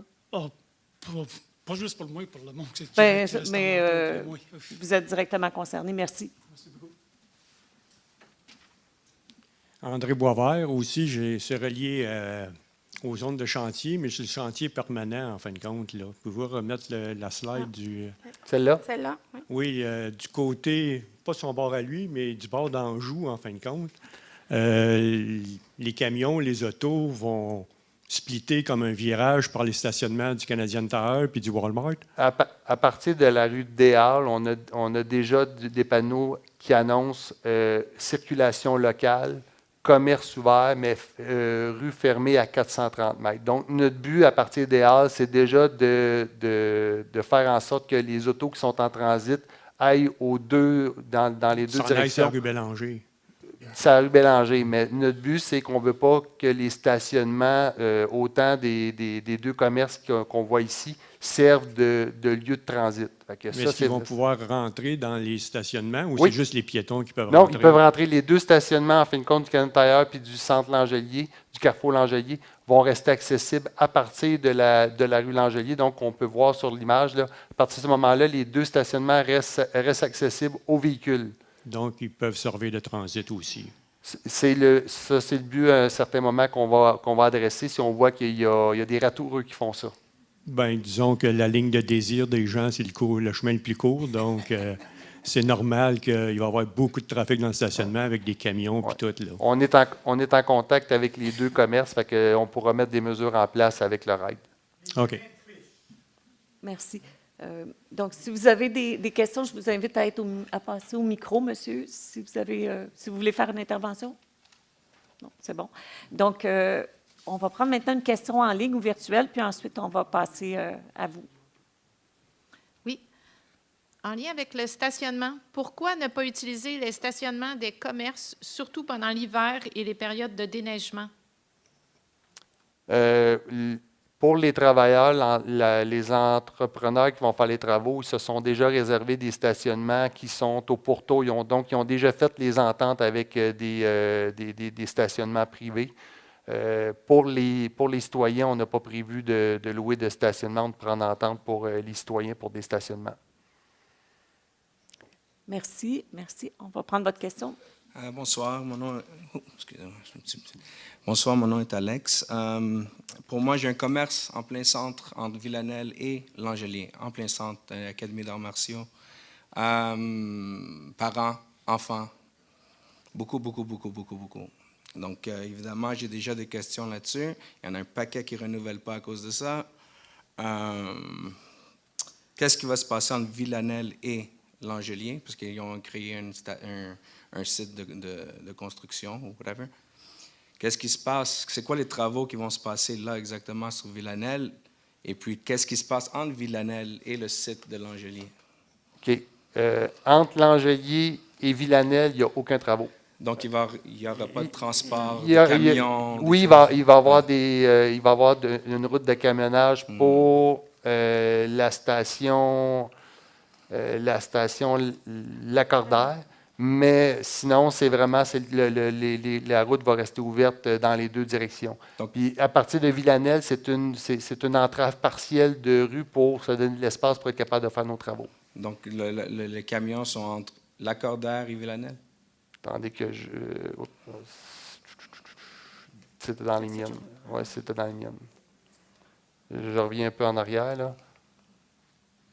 Ah, c'est celle-là ici. En fin de compte, ce qu'on peut voir, c'est que l'extérieur de l'intersection à Lacordaire va être fermé en 2025, mais ça reste qu'à partir de Langelier, les gens vont pouvoir aller dans les deux directions pour se rendre jusqu'à Villanelle ou dépasser Villanelle. Puis Villanelle, ça va être partiellement ouvert. Partiellement, quand je parle partiellement ouvert, là, on va retrancher une portion de la voie, c'est tout, là. OK. Donc, pour simplifier ma question, Oui. mes clients, les parents, on a énormément, là, on a au-dessus de 300 à chaque jour qui viennent avec leurs enfants, avec leur voiture. Ouais. Est-ce qu'ils vont être capables de faire ça encore Oui. sans problème? Oui, ils vont être Évidemment, il va y encore. avoir plus de trafic autour, mais Il va quand même avoir moins de trafic de transit qui passait déjà sur Jean Talon, puisque maintenant, vu qu'elle va être fermée à Lacordaire, ceux qui vont y aller, c'est vraiment ceux qui ont besoin d'y être pour aller au commerce, etc. Donc, ça va donner quand même, ça va donner la possibilité d'aller à votre commerce sans trop d'embûches. OK. Et puis, deuxième question, s'il vous plaît. Allez-y. Sur Langelier, donc, il n'y aura pas l'autobus, il n'y en a pas, c'est ça? Il y a un autobus qui reste sur Langelier. Oui. Elle reste présente. Les arrêts sont un peu déplacés. OK, mais est-ce qu'on peut voir? Parce que les clients, encore une fois, j'en ai qui arrivent en autobus. J'ai des employés qui arrivent en autobus. Donc, est-ce qu'ils vont devoir marcher de Bélanger jusqu'à Jean Talon en hiver? En réalité, si avant ça, il était sur la 141, effectivement, et sur Bélanger. Après ça, de Bélanger, ils peuvent soit prendre l'autobus qui est sur Langelier pour revenir jusqu'à l'intersection Langelier. Vous pouvez voir les barres rouges, c'est les arrêts qui sont annulés, mais les ronds qui restent visibles, c'est les arrêts qui restent Donc, il y a en place. possibilité de se rendre assez Oui. près de... Oui. OK, Oui. OK. C'est parfait, c'est tout. Merci beaucoup. Merci, monsieur. On va y aller avec une question en ligne. Puis ensuite, on ira avec vous, monsieur, pas de problème. À quel endroit sera l'agent de liaison du secteur Langelier afin que nous puissions lui poser des questions au cours du projet? Oui. Pour le secteur Langelier, c'est Mme Mélanie Boisvert, puis vous pouvez la contacter. Là, il y a un courriel, je ne sais pas si on peut revenir à la slide des canaux de communication, mais il y a un courriel disponible. Donc, vous avez juste à envoyer votre courriel à cette adresse-là, puis elle va vous contacter avec vos coordonnées. Mais à un certain moment, pas demain matin, mais notre but, c'est de mettre vraiment un lieu physique. Donc, nous, notre but, c'est d'aller installer un agent de liaison à l'ancien Pharmaprix, donc au coin Lacordaire, Jean Talon, avec des heures vraiment précises où est-ce que la personne va être là. Mais en plus de ça, la personne, elle se promène vraiment, elle fait beaucoup le tour des enjeux, donc des commerces, etc., et des résidents autour. Merci. Donc, il y a deux personnes qui souhaitaient prendre la parole. Donc, allez-y. Oui, mon nom est Denis Taillefer. Moi, la ligne bleue, je l'ai pris quand même assez souvent. Puis une chose que je constate, c'est que c'est des rames de 6 wagons. Pensez-vous passer à 9 quand ça va être fini? C'est prévu passer à 9. En fin de compte, on construit les futures stations avec des quais à 9 voitures, comme les quais des stations déjà existantes sur la ligne bleue. Et on va l'opérer avec des voitures à 9 wagons. On s'en va aussi avec on change le contrôle de train, donc pour aller vers un contrôle de train nouvelle génération. Donc, on va aussi mettre des wagons, 9 wagons, surtout qu'avec l'avènement des stations, ça va amener une population supplémentaire. Parce qu'il y a des stations, on dirait, qui sont conçues juste pour 6. La station qui est comme conçue pour 6 présentement, c'est Saint-Michel, parce vu qu'on n'utilisait pas à 9 wagons, on a construit des locaux sur les quais. Dans un projet qui s'en vient dans les prochaines années, on va venir nettoyer les quais pour revenir avec des quais vraiment à 9 wagons. Le restant des stations, d'habitude, c'est comme un genre de portique sur le quai qui le raccourcit pour les trincos qu'on appelle. Mais c'est à l'ouverture du prolongement, on va être rendu avec des rames à 9 wagons, donc les rames longs comme ces autres lignes. OK, merci. Merci. Dernière question concernant le stationnement. Un citoyen m'a envoyé une question. La question est la suivante. Vous avez pris des Vous mesures... pouvez peut-être vous approcher pour Oui, qu'on vous vous entende avez bien. pris des mesures pour les travailleurs, mais pendant que vous avez fait les lignes et bloqué la rue Bélanger, ça a été catastrophique dans la section entre Lacordaire et L'Angelier. À qui on devrait s'adresser au niveau de la ville si vous n'êtes pas les bonnes personnes? On est les bonnes personnes, puis ça, c'est important. Là, le premier canal où est-ce qu'il faut que vous veniez, c'est vers notre agent de liaison, vers nous. Nous, après ça, on fait le lien avec les arrondissements puis la ville-centre pour, quand on voit que l'enjeu est global, on regarde avec eux les solutions qui peuvent être mises en place. Mais encore là, on est le bon porteur parce qu'en plus de ça, on est sur le terrain qui voit les problématiques. Et je tiens à préciser, quand on dit qu'on a pris des mesures pour les travailleurs, c'est qu'on a, dans nos contrats, on a demandé à l'entrepreneur de prendre des mesures. Donc, c'est vraiment à travers les contrats qu'ils se cassent la tête à des endroits. Ils sont allés louer des stationnements beaucoup plus loin, puis ils étaient prêts à mettre en place une navette pour transporter leurs travailleurs. Mais les citoyennes qui payent les taxes, on est pénalisés. J'en suis conscient. Ça aurait été difficile après ça de trouver un moyen de mettre un stationnement, etc. C'est pour ça que présentement, ce n'est pas une solution. Merci. Allons-y avec une question en ligne ou venant du formulaire. Oui. Comment va-t-on pouvoir circuler sur Jean Talon pour se rendre aux épiceries Maxi et Super C en partant de l'ouest de l'Angelier? En partant de l'ouest de l'Angelier, OK. Attends une minute. Oui. Ah non, j'allais dans cette direction-là. Ça aurait été plus simple, je crois. Dans cette direction-là. Non, c'est l'autre que tu vas voir, c'est les entraves. Hein? Oui.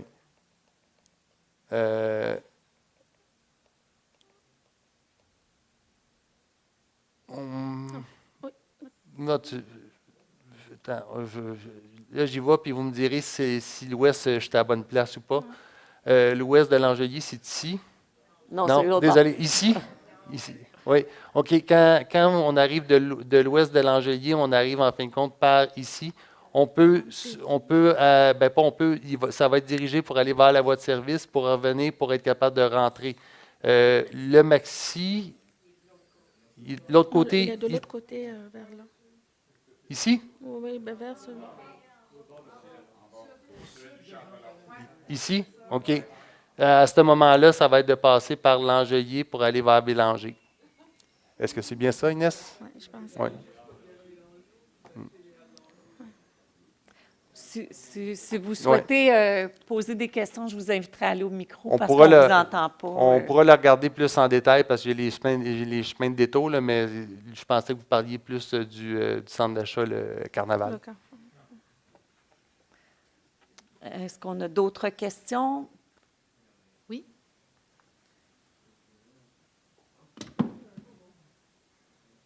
J'ai une question en ligne. Est-ce que ce sont des artistes de Saint-Léonard qui vont soumettre leurs œuvres? L'artiste pour la station L'Angelier a déjà été choisi à travers un processus. Donc, l'artiste qui va faire l'œuvre d'art est déjà choisi. Puis, c'est Marc Séguin pour la station L'Angelier, qui est un artiste quand même assez connu. Mais ça reste que pour les artistes locaux, il y a déjà des processus qui sont faits par rapport à la revitalisation de la rue Jean Talon, où est-ce qu'il y a peut-être de quoi qui pourrait être intégré. Donc. Merci. Monsieur. Oui, donc pour revenir encore entre Villanelle et L'Angelier, monsieur, tantôt, il avait mentionné comme quoi, justement, chez eux, il y a beaucoup de monde qui passe à travers cette rue pour couper à travers le trafic. Mes clients, c'est sûr qu'ils vont falloir qu'ils passent par Villanelle, tu sais, ils ne vivent pas tous nécessairement là. Donc, le client qui va couper dans la petite rue, à un moment donné, quand le Lacordaire va être fermé, L'Angelier est fermé, tout fermé dans le fond. Est-ce qu'il va être arrêté pour vous dire que tu n'as pas le droit de passer dans les petites rues? Donc, c'est la seule façon de rentrer entre les entraves, ça va être par Villanelle, ça va être par, je me rappelle pas l'autre rue, mais où est-ce qu'il y a BMO? Les rues qui sont en parallèle, notre but, c'est pas de les bloquer. Notre but, c'est de faire en sorte que la circulation de transit n'aille pas dans les petites rues. C'est ça le but, en fin de compte. On veut ramener la circulation de transit sur la rue Bélanger, on va dire sur la voie de service. OK, mais sinon, mais moi, je suis entre ça, donc oui. ils n'ont pas le choix de Oui, mais passer à un moment donné par ces petites rues-là. Quand ils vont arriver par la rue Bélanger, après ça, ils vont pouvoir passer comme par une rue Donc, une parce que transversale tantôt, je pense que différente. c'était mentionné qu'il va y avoir des mesures en place Oui. pour arrêter le monde qui n'ont pas d'affaires là. Notre but, en fin de compte, quand on dit arrêter, c'est faire en sorte que ça ne devienne pas une alternative en chemin de transit. On prend comme exemple, on va rajouter soit des chicanes étant des endroits où on rétrécit la chaussée, des dos down, ces éléments-là qui vont venir faire en sorte que ça va être moins le fun de passer par ces zones-là parce qu'il n'y aura pas de gain de temps. Notre but, c'est que la circulation de transit n'aille pas dans les petites rues. Oui, mais moi, c'est mon avantage. Je veux que ça donne une petite rue, mais, mais ça va être permis. Ils vont pouvoir, oui, s'ils disent qu'ils s'en vont à cette place-là. Ah, mais ils n'auront même pas besoin de parler à quelqu'un. En fin de compte, comme leur but, c'est de se rendre à votre commerce, ils vont être capables, il n'y a pas de problème.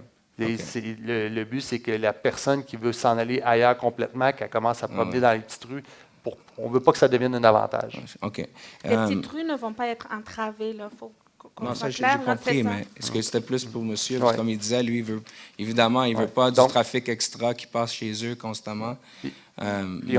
Pour moi, c'est pour rentrer entre Villanelle et là, il y a 3 rues Villanelle, les deux sens. Puis il y en a un autre, je ne me rappelle plus du nom, mais proche de où est-ce que la Plaza BMO, tout ça. Il y a une autre petite rue. C'est sûr qu'il va en avoir un paquet là, qui va rentrer par là. Donc, Je tiens à préciser, quand on va mettre en place comme l'entrave à l'Angelier, puis l'entrave à Vio va arriver à peu près au même moment, après ça, on va regarder comment se comportent les automobilistes et les gens, puis comme ça, on va être capable d'ajuster nos mesures par rapport à ça. Puis si j'ai bien compris, l'intersection d'Angelier n'est pas vraiment fermée. Non. Il va y avoir une circulation pour tourner sur Jean Talon. Oui. Parce que, OK, c'est bon. Et une dernière petite question très, très, très rapide. Les heures d'ouvrage. C'est lundi, vendredi, les fins de semaine, non? Oui. Les travaux? Oui. Les travaux, comme Les heures. on peut travailler jusqu'à 7 jours sur 7, 24 heures sur 24. Encore là, c'est très important de mentionner qu'on a des bruits. Comme la nuit, le bruit permis est beaucoup plus bas que de jour. C'est vraiment avec des mesures. Donc, présentement, la stratégie de ceux qui vont excaver, c'est-à-dire que les travaux vont se faire à peu près juste de jour. Il va peut-être aller sur 6-7 jours de jour, mais le but, c'est vraiment, ils veulent faire le plus de travaux de jour dans la période, parce que c'est la période qui a de moins de restrictions, puis qui sont plus faciles à avoir des travailleurs. À partir du moment qu'on va tomber vraiment en tunnel, donc on va être sous terre, possiblement que les horaires vont être allongés. Quand on dit 24, c'est plus un 20 heures sur 24, mais c'est ça qui est la stratégie. Mais encore là, peu importe les horaires, il y a des niveaux sonores, des niveaux de poussière, puis il y a des niveaux de vibration qui ne peuvent pas dépasser. Parfait. Merci beaucoup. Merci. Bonsoir. Salut, je m'appelle Michel. J'habite proche de Jean Milot et Bélanger. Et il y a à peu près 2 semaines, vous avez fermé Jean Talon pour faire des travaux. Et tout le trafic a passé sur Bélanger. Alors, il y a le trafic de l'Angélie-Bélanger presque jusqu'à Pierre-Gadois.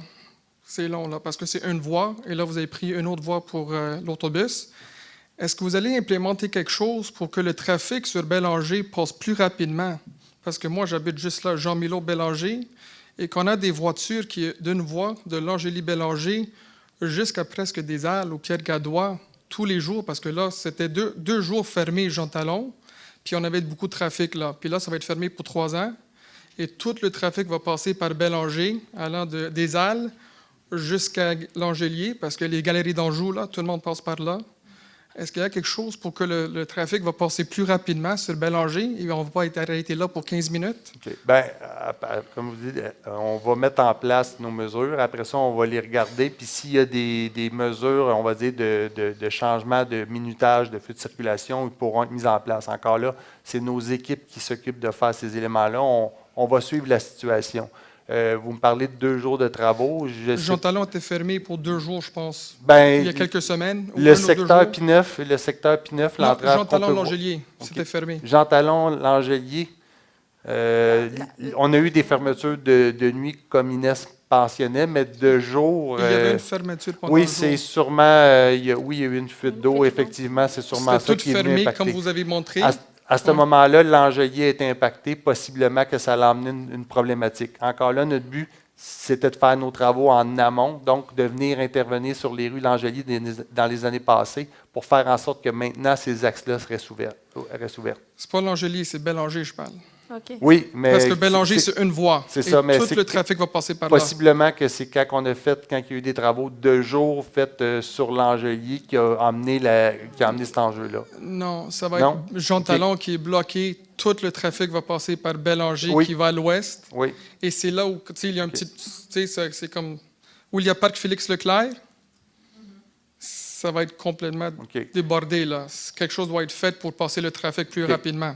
On va le regarder, puis encore là, on va voir comment ça va. Peut-être bien qu'il y a des feux de circulation aménagés ou d'autres mesures à mettre en place. Et L'Angelier va être un voie direction nord dans le jour ou ça va être deux voies? À un certain moment, il va être une voie. L'Angelier nord va être un voie quand on est proche de Jean Talon? Oui. OK. Merci beaucoup. Merci. Est-ce qu'on a encore des questions en ligne? Oui. Est-ce que l'autobus 141 circulera selon le trajet normal entre le boulevard L'Angelier et le centre commercial Les Galeries d'Anjou? Elle va avoir le même horaire, donc la même fréquence. Le seul élément, c'est que la 141 va être déplacée sur la rue Bélanger. En fin de compte, elle va devenir sur une voie réservée. Donc, la personne peut embarquer sur l'intersection. Et après ça, l'autobus va aller sur la rue des Halles pour reprendre son... attendez. À partir, en fin de compte, d'avoir réservé, va finir à des Halles. Et des Halles, l'autobus, à cet endroit-là, va revenir sur son circuit normal, c'est-à-dire sur Jean Talon, finir le parcours sur Jean Talon. Merci. On va continuer à prendre des questions en ligne. Oui. Comment les étudiants feront pour prendre le bus de la 141 sur Jean Talon et pour prendre la 32 Nord? L'autobus sur Jean Talon est déplacé sur la rue Bélanger, donc ça va être d'aller sur la rue Bélanger pour prendre l'autobus. Et après ça, l'autobus dans une direction va revenir, comme on peut voir sur l'image, à la hauteur de la 30e pour prendre, je crois, Provencher à cet endroit-là. Attendez, on a notre spécialiste réseau. Oui. Oui, Rebecca. Oui, bien en fait, il va pouvoir prendre l'accordaire puis monter directement vers le nord pour se rendre à son école ou vers le sud. Donc, en fait, c'est les arrêts sur Jean Talon qui vont juste être transférés sur Bélanger. Donc, il n'y aura pas d'enjeu. Merci. C'était une question en ligne. Donc, on va poursuivre. Merci. Des citoyens vivant entre le métro Saint-Michel et le futur métro P9 ont déjà constaté la présence de rats dans leur domicile en raison des travaux d'excavation. Y aura-t-il une aide prévue pour les résidents touchés à proximité des sites d'excavation des futures stations de métro? On a eu l'information, je ne l'avais pas pour les secteurs présentement qui faisaient des travaux, là, parce que présentement, on n'a pas encore commencé à excaver. On a fait très peu de travaux dans le secteur P9. On est plus en train de montrer nos enceintes de chantier. Mais si on voit qu'il y a une recrudescence de vermine, on va nous adresser la situation donc à l'aide d'exterminateurs, mais il faut voir vraiment une recrudescence. Puis on va laisser quand même un certain temps d'étudier la situation. Merci. Allons-y avec une autre question. Est-ce que les noms des stations vont venir des citoyens? Non, il y a un comité de toponymie qui est en charge, donc on devrait avoir, on l'espère dans les prochaines semaines, mois, un résultat, puis ça va être diffusé. Merci. Allons-y avec une autre question. Comment les bâtiments, une fois construits, seront utilisés pour maximiser la participation citoyenne et la cohabitation dans le quartier, surtout en matière d'accessibilité au logement et aux autres offres communautaires? Notre but, c'est premièrement de mettre un transport commun qui va amener quand même un certain bénéfice pour, après ça, faire du développement immobilier par des promoteurs aux alentours. Donc, déjà là, on sait qu'on va amener un certain avantage et nos stations sont prévues être capables d'avoir des reprises de charge. Donc, à moyen terme ou long terme, on veut construire de l'immobilier au-dessus des stations. Donc, nos fondations sont déjà prévues pour plus tard être capable de continuer à faire des bâtiments qui pourraient servir à ces fins. Merci. Are you going to have an access tunnel between the Anjou Metro Station and the Galerie d'Anjou Shopping Mall? Est-ce qu'il y aura un tunnel d'accès entre le métro Anjou et le centre commercial à proximité? Pour l'instant, ce n'est pas dans nos plans. Il faut aussi comprendre qu'il y a beaucoup comme le restant du métro, il y a beaucoup d'entreprises qui ont un lien vers le métro et le lien est toujours fait par le client. Donc, ça veut dire que si à un certain moment, le Galerie d'Anjou voudrait se raccorder, ça va être à eux de faire la demande et construire. Mais présentement, il n'y a rien de prévu à cet effet. So there's no access tunnel. Merci. Quel genre d'aménagement sera fait pour le terminus Anjou? Le terminus Anjou, on va avoir quand même plusieurs terminus autobus. Donc, c'est quand même un terminus qui va être névralgique. On a plusieurs baies d'arrêt d'autobus et l'accès d'un côté va être avec un dépose-minute, etc.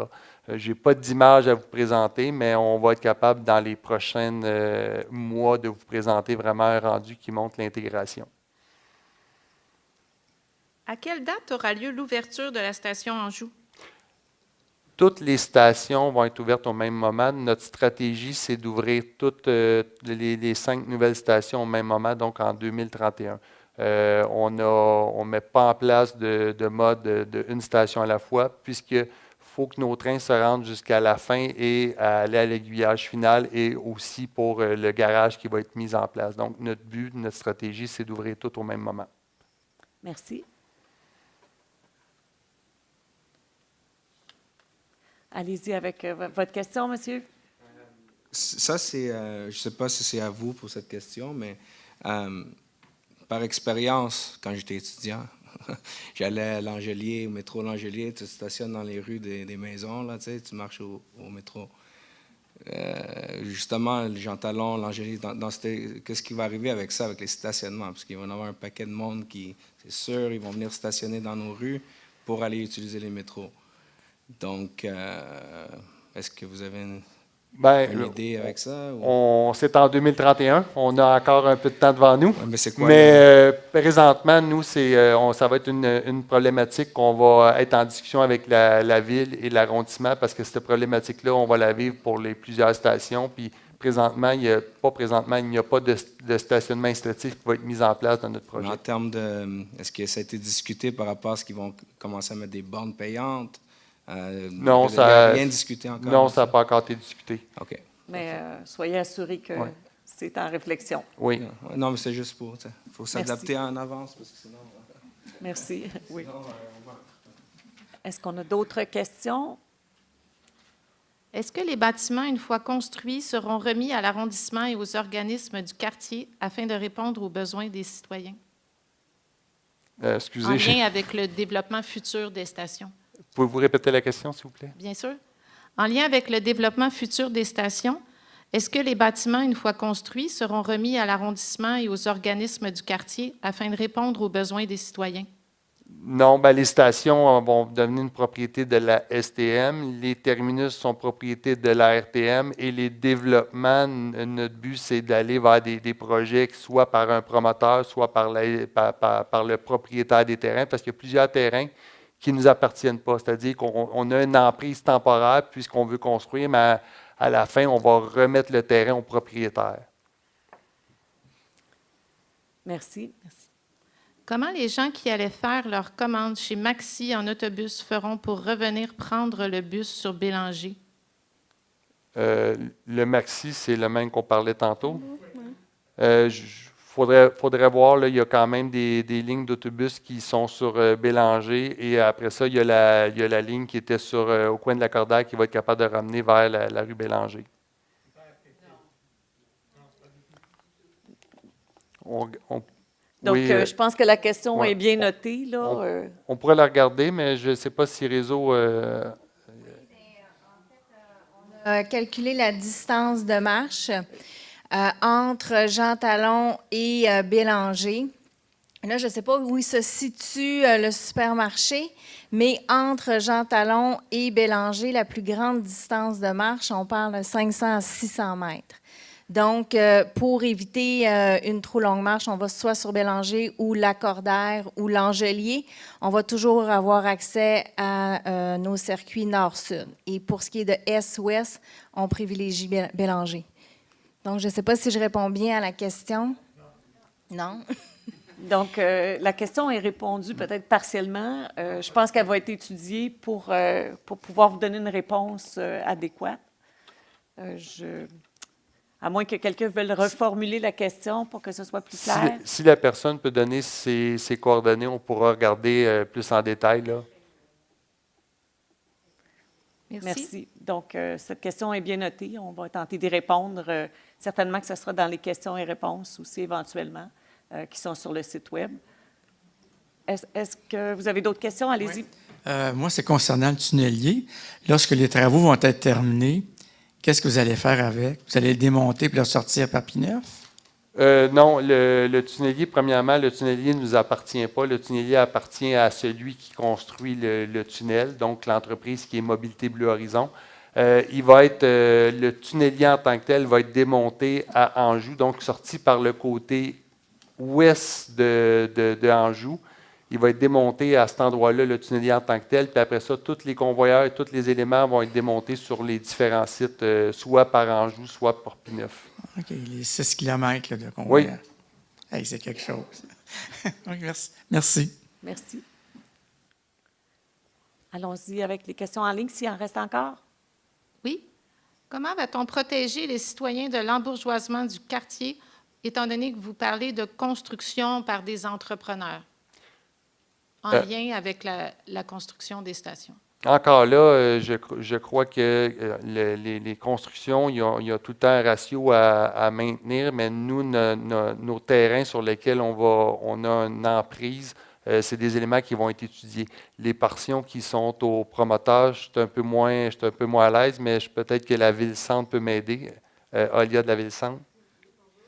Je voulais juste peut-être spécifier que pour le secteur L'Angelier, il y a un exercice de planification qui est en cours au niveau de la ville pour réfléchir le nouveau quartier. Et il y a déjà eu des consultations qui ont été faites il y a quelques mois. Les gens ont été invités à venir et ça va se poursuivre aussi là, au fil des prochains mois. Donc, c'est spécifiquement pour le secteur dont on parle ce soir, par exemple. Donc, pour aller réfléchir des quartiers complets qui soient agréables, qui contiennent des parcs, des écoles, qui soient des milieux de vie complets. Donc, il y a des exercices de réflexion qui sont en cours et puis la population va pouvoir contribuer aussi là, au moment opportun. Est-ce que l'information est sur Réalisons Montréal? Oui, c'est vrai. Il y a un site présentement sur Réalisons Montréal. Les gens peuvent consulter là, la documentation qui a été présentée là, lors des séances d'information. Donc, c'est un peu l'état actuel de la réflexion, puis ça se continue, bien sûr. Oui. Parfait, merci. Merci pour votre réponse. Une autre question? Oui, il reste 2 questions. La circulation automobile sera accrue de beaucoup sur la rue Bélanger, qui est déjà congestionnée à certaines périodes. Avez-vous analysé les impacts sur la circulation? Oui, allez-y. Vous pouvez commencer par cette partie. On a analysé les impacts, puis notre but, c'est le transport en commun. On le répète, la 141 était une des lignes les plus achalandées. Donc, on devait maintenir le lien d'un bout à l'autre de la rue Jean-Talon. Donc, la rue Bélanger, avec une voie réservée, était essentielle. Après ça, on va être capable d'ajuster les enjeux que vous emmenez, c'est-à-dire les enjeux de congestion de la rue Bélanger à travers d'autres mesures qu'on va pouvoir mettre en place. Mais dans le secteur, les options étaient limitées. Merci. Également, C'est toujours sur le même sujet. Certaines sections entre l'Angelier et le boulevard des Galeries d'Anjou sont à voie unique et ne permettent pas d'ajouter une voie réservée. N'aurait-il pas été judicieux d'élargir la rue Bélanger précédemment comme près de l'Angelier et de réparer la chaussée qui s'enfonce à plusieurs endroits? Élargir une rue, ça demande de l'expropriation, ça demande beaucoup d'éléments. Il aurait fallu qu'on parte ces éléments-là beaucoup d'avance et encore là, est-ce qu'il y aurait eu un réel bénéfice? Donc, dans les délais, comme vous le savez, on a eu l'octroi, on a eu le go de réaliser le prolongement durant l'été. Donc, on avait des mesures à mettre en place le plus rapidement possible.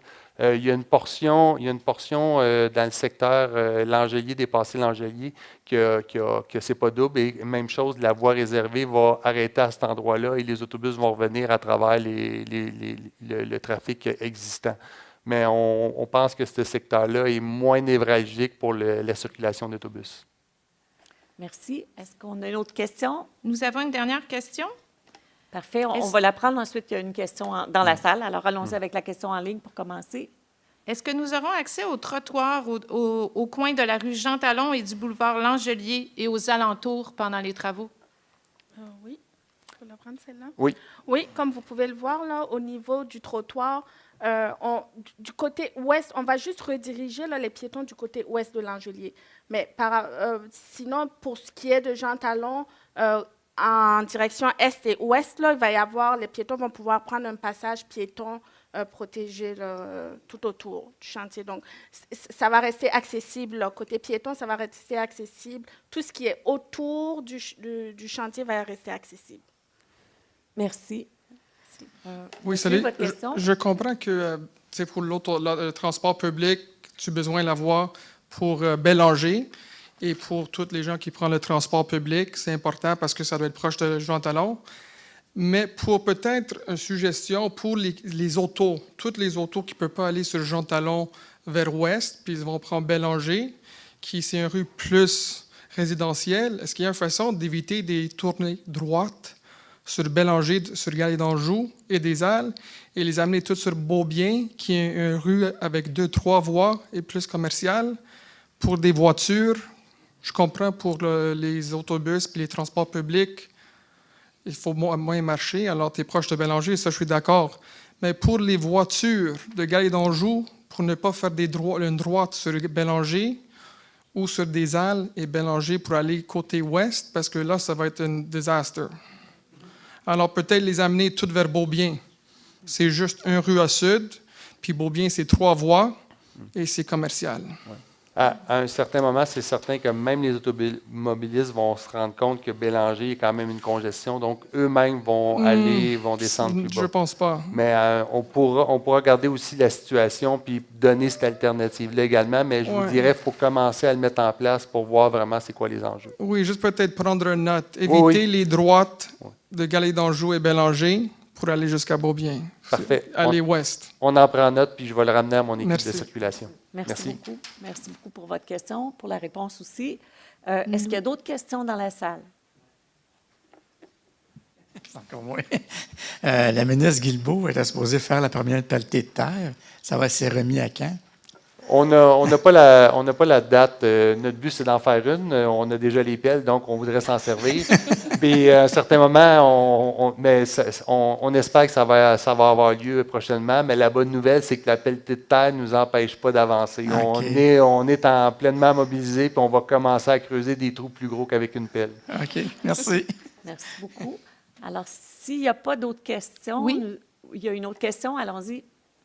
Nous avons 2 questions. D'accord. Nous avons une nouvelle question en ligne. On nous demande d'élaborer davantage sur le plan d'action dans l'éventualité de vermine. En réalité, si on voit une recrudescence de la vermine, c'est certain que nous, notre but, c'est on ne veut pas causer des désagréments, donc on va sûrement faire affaire avec des exterminateurs pour s'occuper de la situation. Mais encore là, il faut voir à quel endroit, ça se présente, de quelle façon. En fin de compte, il n'y aura pas une recrudescence, donc ça ne fera pas en sorte qu'il va y en avoir plus, mais elle va être plus visible, ce qu'on a pu comprendre par les excavations qui ont lieu. Les vibrations font en sorte que la vermine sort pendant un certain temps, le temps de se retrouver à un nouvel endroit. On espère que ce ne sera pas chez vous. Donc, est-ce qu'il y a une autre question? Oui, une dernière question.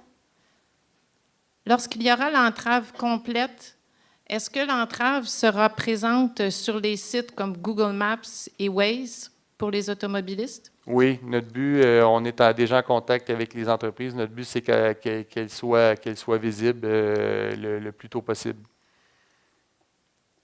Merci. Des nouvelles questions qui sont entrées? Non. D'accord. Alors, nous allons mettre fin à la session d'information. Comme mentionné, l'équipe Projet Ligne Bleue va venir vous rencontrer à quelques reprises. Et d'ici là, vous pouvez consulter le site Projet Ligne Bleue Info et vous inscrire également au bulletin électronique, là, que ce soit pour le secteur ou pour l'ensemble du projet. Donc, c'est vraiment la meilleure façon de se tenir informé. Nous vous invitons aussi à répondre au sondage d'appréciation qui est affiché ici. Vous avez le code QR. Pour les personnes qui sont dans la salle aussi, vous pouvez répondre au questionnaire à la sortie. Et il y a un lien qui va être mis aussi pour les personnes qui sont en ligne. Nous sommes également en appel de candidature pour le comité de bon voisinage du secteur. Alors, si vous avez un peu de temps, que ça vous intéresse, vous êtes les bienvenus. Donc, vous pouvez compléter le formulaire qui est sur la page web du chantier à cet effet-là, ou encore une fois, donner votre nom à la table d'accueil à la sortie. Alors, en terminant, j'aimerais vous remercier beaucoup pour votre participation et votre intérêt à l'égard du projet. Vous souhaite également un bon retour à la maison et soyez prudents. Merci. Bonne soirée.